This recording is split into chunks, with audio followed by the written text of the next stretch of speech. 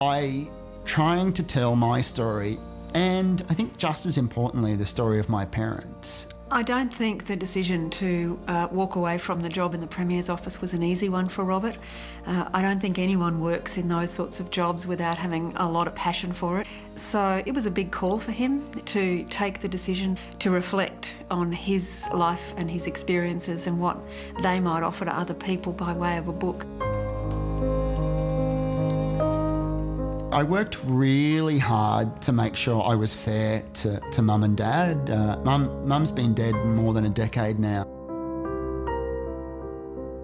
Mary, his mother, had always asked him during her lifetime to write about what had happened to him as a young boy and, you know, write their story. And he'd always adamantly refused to do that and said, no, Mum, that's not going to happen. I think it's good for him to revisit that. And his mum would be very happy. I cannot begin to count the number of things my mother taught me. There is one that stands out though, one that went a long way not to just shaping me, but actually making me. It's a lesson that is reinforced every single day, but Mary's was the first and most important example of it. There's an awful lot of power in writing things down. What I want to do is say this is actually a conversation I'd like to have about disability and about beauty and about ugliness.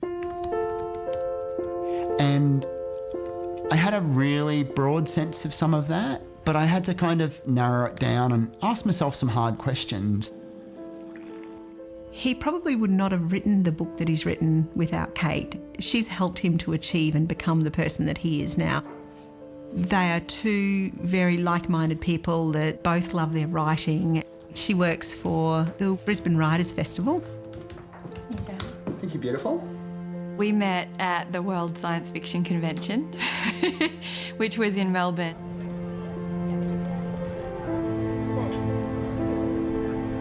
I was quite intrigued by the scars that ran down the side of his face that divided his hairline, the stiff way that he walked. All of those things said to me that there was a story there.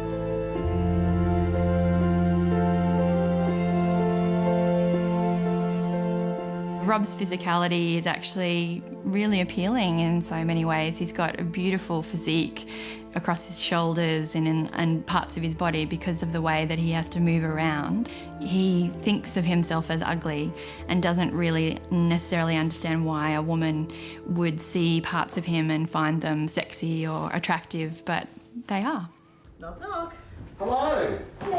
Hey, come on in. Robert and Sue, even though they are not together, they still work as a team in terms of Imogen to make sure that she's got a happy, well-rounded childhood, which she has got. Right, I should probably shoot through. Okay. Have fun. We shall. Don't get up to too much mischief.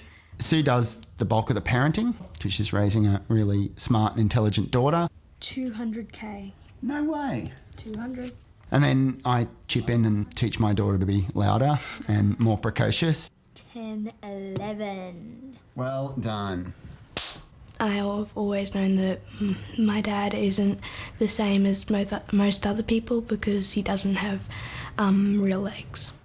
It's my birthday.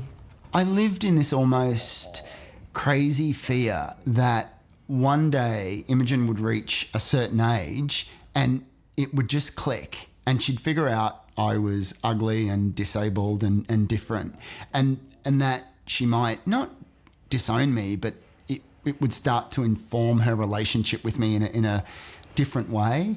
And I think I underestimated her. How are the witches? Planning to snap all the children. I think it's good. He's sharing his story and that's always good when you share your story, especially if you're different. I think he wrote about 5 chapters a number of years ago and then stopped there. And he kept going back over that opening again and again and again.